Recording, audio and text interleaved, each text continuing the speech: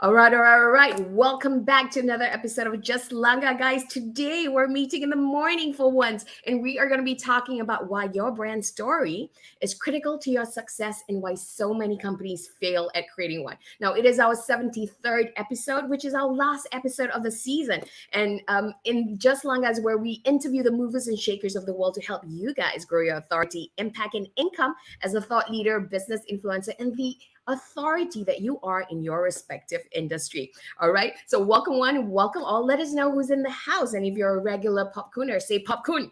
And if you are a newbie, type in noob. Let us know who's tuning in, where you guys are tuning in from, and what is it that you guys want to get from today's episode, why your brand story is critical to your success, and why so many companies fail at creating one. Happening right here on Just Langa with me, Nita. And yes, Amin is not here, so expect some technical glitch, okay? So welcome. Now, again, we are Popcorn. We build Southeast Asia's business influencers and thought leaders. And if this is something that excites you, and do follow us on all our social media.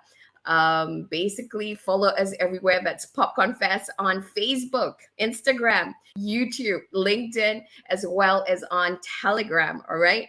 Okay. So again, today it's all about why your brand story is critical to your success. Now, in today's fast-paced, overly automated, and digitally driven society, it's becoming a bit hard, not just a bit, but pretty hard to stand out.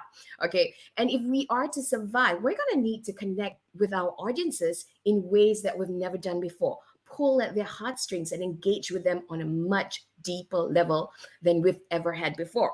And today's episode could actually be the solution for you. Of course, as is popcorn, get you there. Okay. So described by Forbes as the future of marketing, I'm excited to learn from someone whose work I really admire and respect. The future of marketing, they say, is your story brand or brand story. So what is it that you guys want to learn from today's session? Let us know in the chat. Let us know, because it is not often that we get an expert of this stature and on this topic. Okay, so let's just see who's tuning in right now. Okay, can't see the comments at the moment, but thank you so much for tuning in, guys. Okay, so for me specifically, why am I so excited about this topic? Basically, I would love to understand, what is your brand story? Why is it important for not just businesses, but personal brands to have one?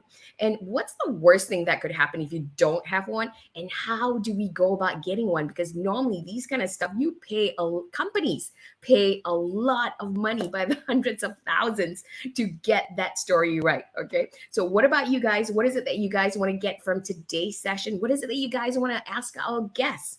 Let's get it all ready. Okay. So today we are talking about why your brand story is critical to your success, and you're about to get the inside scoop. If you think this is going to be useful, please make sure you tag your friends. Please make sure you share it out so that we can all benefit from it. And if you're done, get your notebooks, because we're going to be getting down to some learning. All right. So who do we have in the house?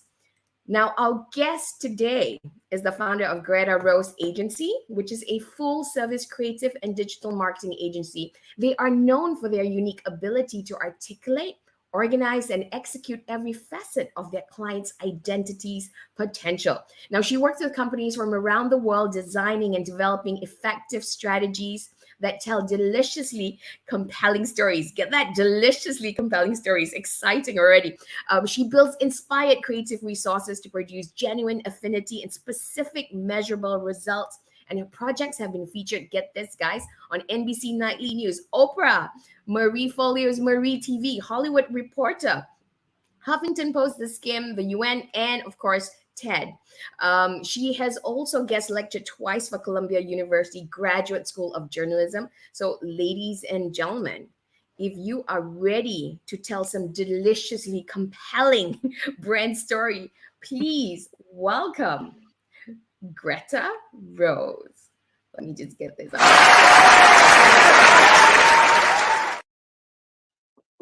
Welcome to the show, Greta. Welcome. I love it. I need that every single day. I need you for my morning coffee. Okay, there you go. Definitely. Except it's going to be evening here, so I'll probably go like, kind of thing.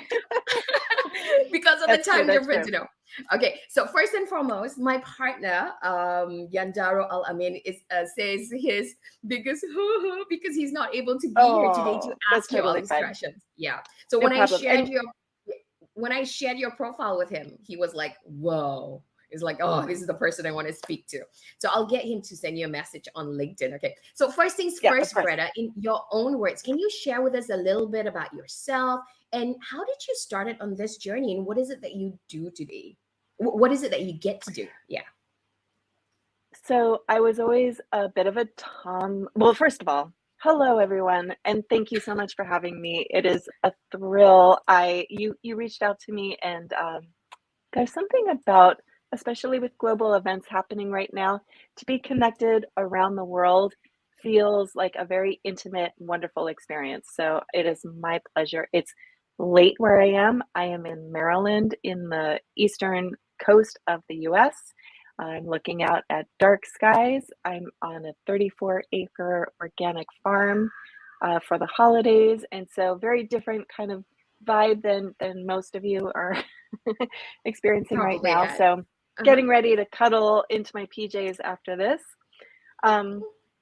So my story is that I was a bit of a tomboy growing up, and I was In a farm? always, well, actually, no, I didn't grow up on this farm. I grew up in Berkeley in the 70s, Berkeley, California. So total hippie, totally, we're not going to go down that road. We could spend hours talking about that. Total hippie. Cut Got to, it. Love it. Mm-hmm. yeah, hippie in the 70s. And so I got the acting bug. I was really into theater, and it was my passion was to just pursue the stage. It was my life. I went and studied at the Royal Academy of Dramatic Arts in London, and then I went back. I toured around the country doing different theatrical things, and then I ended up in Los Angeles. My big claim to fame is that I was the face of Casper, the Friendly Ghost, the Universal Studios with Christina Movie? Ricci, back in the Yeah. early 90s. Yeah, How this is did you get to Casper. be the face? Oh, wow. Okay, that's amazing. Yeah. Yeah, You must have so been pretty young then. That was like ages ago. it was a long time ago. Yes, I was Yeah. yeah, yeah. Yeah, My you must have been grandmother, really young. Yeah. we were just talking about this. My grandmother, she just passed at 104. We've got good genes in my family. I'm not telling you my age. Oh. Okay. So my background was in story, and that was my passion. Uh-huh. When in 2000, suddenly there was this introduction to Google, Facebook, WordPress, this ability to communicate, where advertising agencies no longer needed to, you didn't need to spend hundreds of thousands of dollars. These resources were accessible to those few of us who are willing to learn how to use these tools right at the beginning. And Mm-hmm. since I didn't have an Academy Award at the age of 30, I decided to transition into communications. Mm-hmm. And I always Wait, thought you that my transitioned at the background, age of 30. Wow, that is so brave. Amazing. I Wait. did. I did. I gotta give you something. Hang on. Thank you. That's how Yeah, I feel so too. yeah, there you Thank you. go. Okay, and then what happened? So my communications new career, it did take Uh-huh. off. And I thought that my background of theater story would be a hindrance to me. I was embarrassed about it. I thought, oh, I don't have a, Oh. a education, a certificate. I don't have a degree. I don't blah, blah, blah, in communications. And what I've learned is that my background in theater, in story, is actually what makes me the most successful at what I do. It is the thing that differentiates me from other agencies. Yes, and, So, and and that was one of the reasons I reached out to you because I noticed that you were the person behind getting the secret movie out based on The Secret, but you had the movie with Katie Holmes in it, and I was like, wow, this is so amazing, and you understood that because of your background in media, right? Yes, yes. Exactly. And that's what I believe in because I was acting and I was producing. So we're on the I same page. know. Oh, wow. That's so I know. It amazing. really, Yeah. we're going to have such a good conversation because I believe Yes. that there are all sorts of other aspects, technical aspects, data-driven aspects to marketing. We know this, Mhm. but today we're talking about story. We're talking about heart Okay. and what is the core of why we are doing our business, and ultimately how do we communicate that to people so that they feel something about our business or Mm. service or whatever it is that we're doing.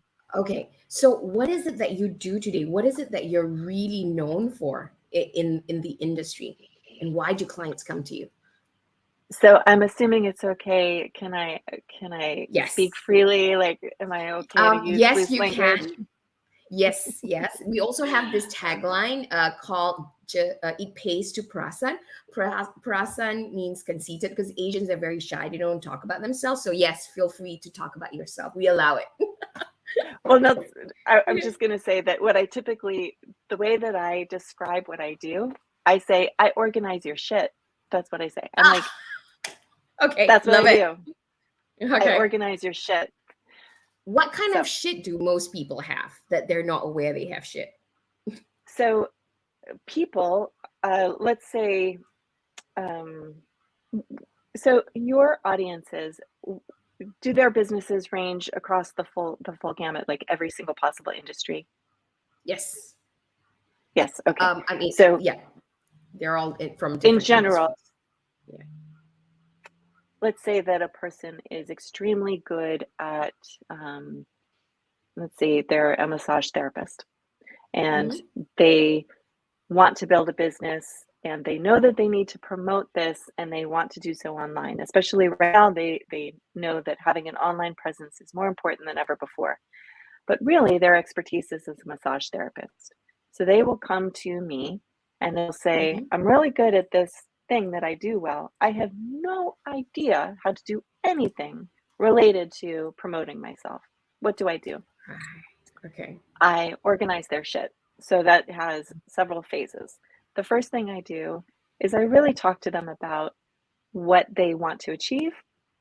Oftentimes, they have forgotten that question and they're just operating like, I know I'm supposed to have a LinkedIn account. I know I'm supposed to do advertising. I know I'm supposed to have a website. I have no idea why I'm doing this. I'm now miserable and I have no family time. So we really address like, what are you trying to do? What's your end game? What are your objectives? And then I look at what assets you currently have. Oftentimes there are Mm-hmm. assets that you have you don't utilize well and or you're not using them efficiently. And Mm-hmm. so why spend a lot of money on something when you might actually have something that you can use? This Then these resources. Mm. exactly. Mm. Then that helps us identify what resources we actually need to build. And yes, that's the building phase that allows us to plan and strategize. And we are able to say, yes, you do need a new website. Yes, you do need these tools. Yes, you do need to have a LinkedIn profile. Yes, you do need to build your audiences. Mm-hmm. The final stage is executing a strategy. And that's the really fun part. Now we've done Mm-hmm. all of the hard work. We know what your objectives are. We know what assets you have. We've built new assets we need to. Now we Mm-hmm. get to actually play. The playing part is Mm-hmm. the most important part. That Mm-hmm. is communicating and building and making it easy for people to find you. And it's Mm-hmm. your online presence. It's as important as having a brick and mortar store. It just happens to be up in the Right. cloud. And it all begins with the brand story, I guess. It really does. Right. Okay. Right. So So what when we talk about brand story, what do we mean by it so that everybody's on the same page? it is the origin story. So there's the easiest way to define a brand story is um, if you were to say the emotional feeling around what do you want us to feel about your business? How do you want us to be inspired so that when we communicate with you, when we land on your website, how do you want us to feel? And we should be able to imagine ourselves in your world, in your universe. It becomes fantastical. It becomes, you use words like magic and mystical. We're able to, it's undefined, and we get to play. And we should feel, once we have purchased completed a transaction, purchased a product, signed up for your services, we're on board, we should be delighted. So your brand story is ultimately the reason why you do it, with an emotional component that makes us delighted to now be engaged with you. Right. And what is it that a lot of businesses don't understand, or they fail to do when it comes to this? So it's the difference between a story and a presentation. A presentation is bullet points. It's a slideshow that is really boring, and it's got way too much content on it. It's like facts. It's your FAQ page, and it's boring. It just dies flat. A story is one that is usually, it's going to have visuals. It's going to maybe have other senses. It might have sound. It might, and it will be simple. It will be clear, and it will be, it'll be easy to complete. And so a person who typically they haven't really taken the time to understand the emotional component. They're just thinking that business is presentation. So, and that's what a lot of businesses and personal brands do, that they get wrong, I guess. They think that because they're in business, that there is no room for emotion. They forget that they've forgotten, like, why are you in this in the first place? This is your life. So, like I said, there's a place for the practical and the data-driven and all of the rules and the resources. You have to understand that, of course there is. But there has to be room in your business to play and to actually remember to have pleasure and passion and inspiration. So I've got, the best example is Nike. Just do it. That is actually their brand story. They have done and you mentioned, yes, they have spent millions and millions of dollars, of US dollars, in creating this world of just do it. But when it's got a pulse to it, it's got music, it's got, someone sweating and like pushing themselves, and like, it's almost like a movement, and they're just a shoe it? company. Yeah, but they're not just a shoe company. Here's what it is. They're a movement about just get up and do it, right? Yeah, it's amazing. It's inspiring. That's, I think, kind of thing. So how many percent of businesses do this that they forget? Is there a lot? I'm sure there's a lot, and that's why you're in business. Yeah, absolutely. I think that this is what most businesses forget. They think that, imagine, so I think about going to the dentist office, the dentist office. Like, it's boring, and it's like, who wants to go to the dentist office? If you were trying to create a brand story, then you might try to think of like how a cavity hurts in your mouth, and a child, crying. You would want to get the emotional component about like playing with, maybe like I would go into the dentist office and have everyone do a dance number in the front room and make it like cookies, and you just want to add the element of play. Right. I'm probably definitely going over that way too many times, but everyone forgets about the story. And so when I come in is I say, okay, guys, forget about the practical, the business, the numbers. We're just going to get a big old whiteboard, and we're just going to talk about we're going to create a story. And it's literally a story, a beginning, a middle, and an end, a fairy tale. Who's our hero? Who's our And that's villain? where your acting, theater, and storytelling thing comes in, right? Fantastic. Okay, Exactly. so now that I'm convinced I need a story brand, a brand story, how do I quickly get started? Is it a very complicated process? How do I, because sometimes we get so lost in the brand story, and how do we know we've nailed it? Yeah. Oh, that's a big question. That's a really big Mm. question. Okay. Um, so How do you we know start? that you've, Yeah, I'm going to go backwards. Like, first. you know, you've nailed Okay. it when it should resonate with you. It should feel like uh, gut check. You feel really good about it. You should feel inspired by your own brand story. So oftentimes we forget what inspired us in the first place to get into the business that we're in. Mm-hmm. So that takes us all the way back to the beginning. Again, when I first meet with people, I go back to their objectives. Why are you in this business in the first place? What about Mm-hmm. it are you passionate about? Tell Mm-hmm. me your story. How did you asked me my very first question? How did you get into this business? And I told Yeah. you, like, I got into this Mm-hmm. because I was really into theater. And then I learned these new tools and I was like, oh my gosh, you know, they're free and I can learn about them and I'm actually good and I can help tell people's story. Mm-hmm. Um, I do want to give a couple of examples because I think it's easier to, you know, share an Mm-hmm. actual story with you and how this works. Mm-hmm. Mm-hmm. There's this beautiful filmmaker that I was able to work with, Louis Schwartzberg, Mm-hmm. and he did this film, Fantastic Fungi, which Mm-hmm. is everyone can see it now on any streaming platform that you use. Mm-hmm. So back in 2014, he's just this beautiful man, but he's kind of like an old guy and maybe out of date. And he did a ridiculous movie about mushrooms, and he had no idea how to tell the stories that people would go see this Uh-huh. film. Uh-huh. What we were able to do is tap into um, the the delightful, like, all of the people who are passionate about mushrooms.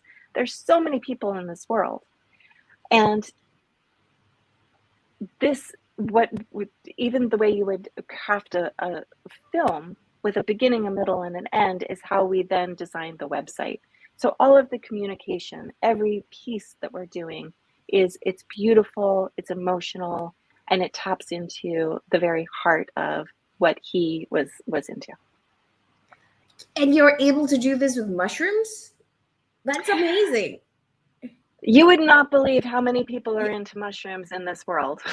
Wow, that's the thing. Okay, so that means if you can do this with mushrooms, you can practically do it with everything, right? Because there is a Yes, market. Yeah, there is a community for you. yes. And it's your community, right? Kind of thing. That's actually a great takeaway. If seriously, I mean, I was shocked. I was not into mushrooms at all. I didn't know about them, and there are these passionate organizations and groups. I do want to. So, a piece of this, when we pronounced this film to the world, we then look for people. There are people who might resonate with different parts of your story. So that's really important. You need to say, there are the foragers, there are the foodies in the restaurants, there are the environmentalists, there are the Mm-hmm. psychedelic, of course, that world. Um, there are the doctors. The doctors? And each What do one, the oh, right. Yes, yes, yes. Okay. oh, yes, That's yes. yeah. There are many studies right now that are in all of the best universities, which are looking at, mushrooms from both an environmental standpoint as well as use in therapy. Mm-hmm. So, as a way of curing PTSD, but I digress. Mm-hmm. So, we had to, you have to be able to tell a different story to each of those groups because you need to know who you're telling the story to. That makes complete sense because you need to know your ideal customer avatar and know what it is that they Yes. love about the thing so that you're communicating with them that they get it. Because they have different points that they love about things, Exactly. right? Okay, love it, love it, love it. So wow, So mushrooms, huh? yes, mushrooms. They're Okay, okay, and I'm everyone sorry. should I see have that to, film because it's beautiful. it's okay. I have to do this. Hang on. The prophecy is true. Isn't that the cutest thing? But I'm like, okay, got it, got it. Okay, I It's totally perfect. get it. Yeah. Okay. So everything is possible depending on you. What is it that you do, and knowing, really understanding that market that you're targeting. Yeah. Yes, yes. You can. So two things. Remember why you got into this. Like, what is your Hmm. objective? And Hmm. what are you, what would be this, if all of your dreams came true, what would that look like? Are you trying to be like a famous person that people would recognize, or are you hoping that you're building a business that you can then sell? What is it that inspired you initially? And then who are you trying to reach? Who's your audience? And based on those Hmm. two things, what you want to achieve and who you're talking to, then what is the Hmm. story that you would want to craft, um, that would most deliciously convey that and inspire them? Like, what are the things that would inspire a person to want what you have? Hmm. Wow, that's That is a just big gold. question. Yeah, it is. And I realized that with our students, because we ask them these questions like, why do you do what you do? And then some of them actually break down in tears because it kind of resonates with them so deep to the core of their soul that they're, kind of thing. Yeah, And I yeah, guess that's when you know, right? That's when you know, because there's some emotion going on there. Yeah. yeah, yeah. Yeah. It has to be, I mean, if you can tap into an emotion, you're on the right track. I think that Hmm. if you're not feeling emotional about it, that is your guidepost. You are on the wrong track. If Okay. you want an Yeah. emotion. So it's about seeing that those emotions. Okay, I have a question. Do you have Mhm. any examples of successful businesses or individuals implementing the brand story that you personally have worked with, apart from the mushroom? Well, so you mentioned about the Beautiful Secret movie. Yes, yes, yes, yes. That was that was really fun, and that actually came out of the mushroom film. Really? Oh, you got to tell My us how it's all connected. so my work with Louis, some of the people on that team introduced me to Rhonda Byrne, who is such a beautiful author and has Hmm. inspired so many people, billions of people around the Yes. world. Hmm. And so, interestingly enough, very pertinent to this conversation, she had what I would consider a bit of, I don't want to say that because if she watches this, I could see that there was an opportunity to refresh her brand story. Ah, And so okay. she had a website, and Hmm. I felt that the website, it was very two-dimensional. But Hmm. if you know anything about her work, she's very euphorial. It's very like sort of, there's this life about her. It's this light. It's very alive. And I Hmm. wanted her Which website, which was not represented in her website, right? It's very not at 2D all. when she's very It was very treat. flat. Yeah. Hmm. It felt stale to me. It did not feel alive. So I hope this is helpful because it's not so much like a story the way we traditionally think of a story. It's like, once upon a time, there was a little girl and she pet this dog, and the dog said, thank you. Hmm. Brand story is, it's introducing uh, an emotional component, like in what I'm about to say next with the story with Rhonda's website. I wanted people to come to her website and feel as alive as they did when they read her books.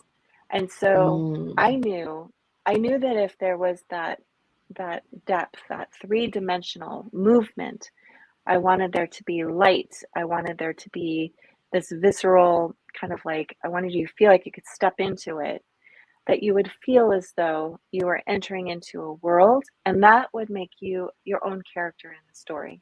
And you would want to basically like learn more about everything that Rhonda was doing.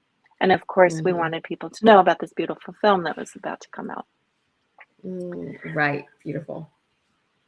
And you so that was also, super fun.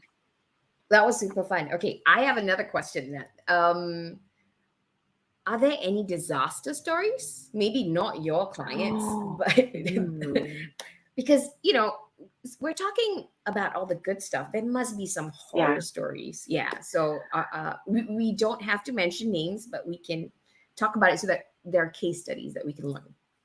Yes, of course, of course. I mean, I'd like to think that I don't have any disaster stories with any of my Oh, clients. please. We used to be from production. There must be disaster stories, right? I will say that, we've been off the mark. Like, I think that there's nothing more emotionally gut-wrenching than when you feel inspired by your own work and you are like, you've done so much and you put yourself out there and you hear crickets. There just isn't the response that you had hoped. Right. And it makes you really question everything. It makes you really feel like, oh my gosh, am I that off the mark? Am I a complete failure? Does no one ever want to talk to me ever again? Am I, I'm just going to go and hide. Yeah, that's like every film director and actress's biggest nightmare, that nobody saw their film, right? Yeah. Yes. I am rejected. Yeah, that sort of thing. Yeah. Okay. So has that happened? Has that happened? Let me think. Going through the arsenal, I did work with, here, you know what, this is a good example. There was a company in Germany, and one thing that I had not learned prior to this experience was cultural differences in communication. And so we're talking about brand story, and it's very emotional. In the US, we use the word love loosely. I love everything. I love ice cream. I love my mouse pad. We love everything. Not so true in Germany. And so we created this extremely emotional brand story for them. And it was considered scandalous. It was like, we were just so completely over the top. We were just telling people, and they were like, we reserve the word love for our spouses behind closed doors in the dark only. I have two German people in my community. I think they can relate. We're like, oh yeah, who's on time? The Germans are here. They're on time. Yeah. So practical. So it was scandalous. We were scandalous and embarrassed her. We embarrassed her. She was mortified. So yeah. Okay. So then we what had to happened? tone everything down. Okay. And then it worked through out and just like make it more somber and a little bit more like direct. And then yes, yep. Okay, so it absolutely worked out in the end. It had a happy ending. Yes. Oh, awesome. That's a really, really, really good example, because you're right. Cultural differences is definitely big, and we take that for granted, right? It's like everybody speaks English, but we don't really speak English, the same English, right? Exactly. Knowing who you are speaking to is the absolute most important part of the brand story. So, going back to those two things, I'll just keep saying them. Like, one, know why you're doing this, and then who you're talking to before you can create your this story. end goal. And your end goal as and well. The end goal. Right? And the end goal. Okay. Yeah. As a result of this, do you kind of have something in your process to kind of future-proof this? I don't know what the word is, but this thing from happening in the future? That's a fantastic question, actually. How do you kind of safeguard yourself to test out whether that story will work or not? Is there a way that we can do this? To kind of Yes. small backfire as opposed to a huge backfire? or a tiny So, scandal as opposed to a huge one? you mentioned the ICA. We want to Mhm. find actual living people who are our ICAs, and we Mhm. need to practice this with them. So we Okay. do all sorts of very deep A/B testing. We really want to have our ICAs. So prior to you, when we were the pre-session, when you and I were just saying hi to each other, I was mentioning to you that Uh-huh. really fun 3-minute TED Talk by Derek Sivers, The Making of a Yes, Movement. yes. Mm-hmm. Yep. And so in that, there's this lone nut, and he's dancing in the middle of a park, just all by himself. And Derek says, there's a difference. This is a lone nut, and you will see, he will either remain a lone nut or he will be transformed into a genius. What Mm-hmm. transforms him into a genius is what happens next. There are 2 or 3 people who come and start dancing around him, and suddenly there are about, the lone nut and his first followers. Those first followers are the critical component to transforming a lone nut into a genius. So with a brand story, you need to find those first followers who are passionate about what you're doing. They believe in you. They are your I heightened I fans, love and you can that. I test need that. to get. Yeah, I love that. So that means I need to get my fellow lone nuts. I mean, not fellow lone nuts, but my first followers, so that I'm not a lone Your nut. first followers. Yes. Okay. Exactly. Got it. Love Exactly. it. Love it. Love it. Okay. Then we've built your formula even further. You got to know why you're doing it, why you're passionate about it, and then you got to know who you're targeting, and then you really got to know your first followers or first lieutenant, and then your end goal, which is kind of like the end game from the Yes. Marvel Yes. universe, right? Yes. Okay. Love Yeah. it. I see the formula already. Okay. Okay. I have another question. How do we track this? Because in when I was reading your profile, you actually said that we can actually track this and to see how it's working and stuff like that. How do you do that with your clients? Well, so we know that the end goal is going to be a transaction. So it does then introduce, of course, we're going to rely on the analytics. We're going to know, we need to have a specific measure of success. We need Mm-hmm. to know, what does it mean for this first follower? How do we know he's a first follower? He has purchased Mm-hmm. something, he has signed up for something, he's given you his email address, he's following you on LinkedIn.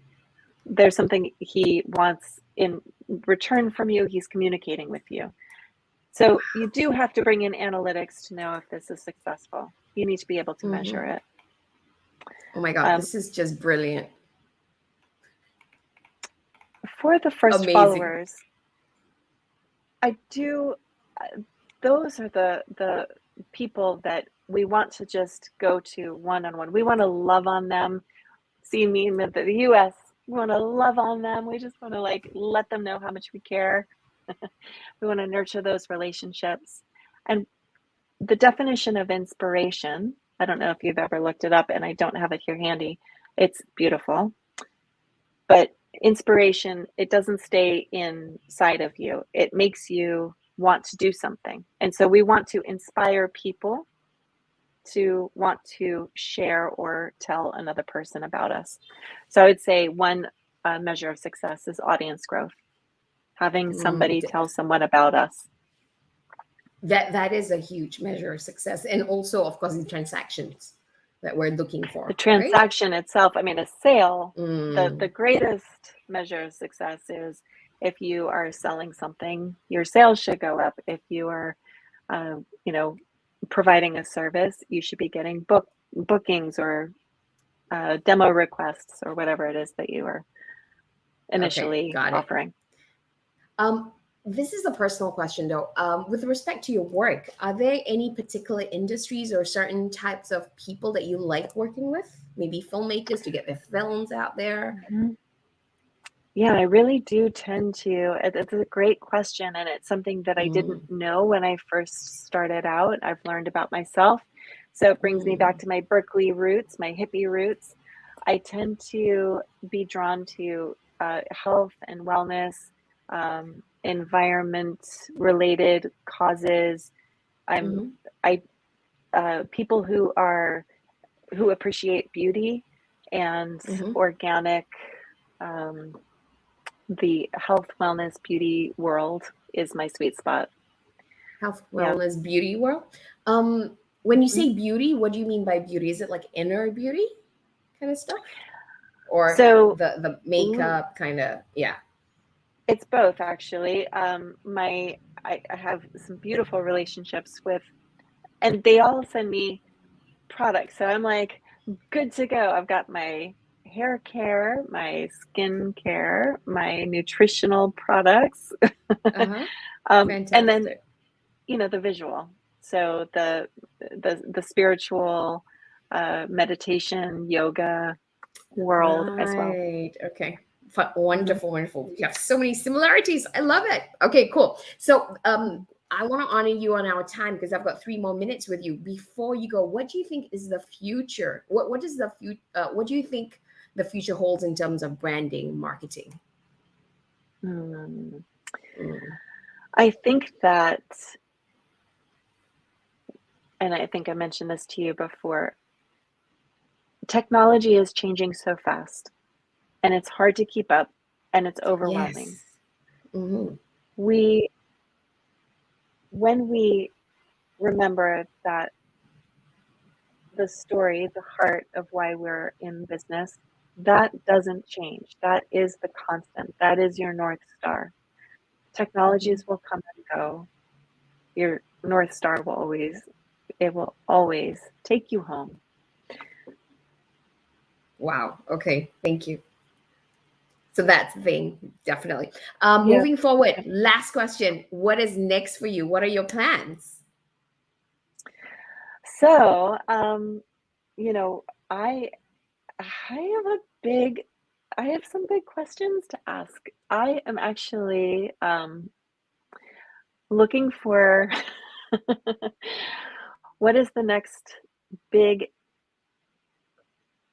thing that Greta Rose agency wants to accomplish. I'm asking the same questions that we've talked about, like what is my end game? So Mm. I have always worked with clients where I sell my soul to them. I work 24/7 and it's just the nature of it. You know this. It's Mhm. just I'm always working.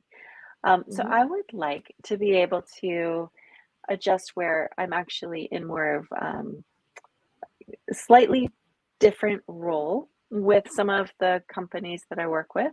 And so I am working with a couple of projects this year. I'm already, Mhm. for the year of 22, um, where I will be traveling around the world and observing some companies that I want to work with and how I want to work with them. And we will Are see. you coming We will over? see. Are you coming over to this side of the earth? I I just might. I might. Okay, keep us in I can touch. go anywhere. Yeah, Yeah. it could be Okay, anywhere. fantastic. Okay, and I've got my people here. I can connect you with them. I've sent you a whole list, right? I That would you can love work with. that. I would Yeah, love that. yeah, definitely. Okay, Yep. cool. Definitely. So we got to keep in touch. Definitely. Since we have so many points in our life that kind of like run parallel kind of thing. Yep. So it is now. What time is it? 6 o'clock your time. So Yep. I honored you. Yeah. Thank you so much. This has been really mind blowing for me because it reaffirms what we believe, but you just kind of arced it out much clearer.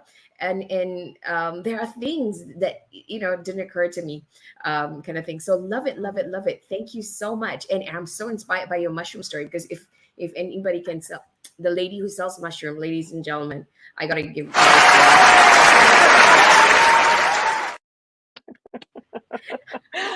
And Oh, another dear.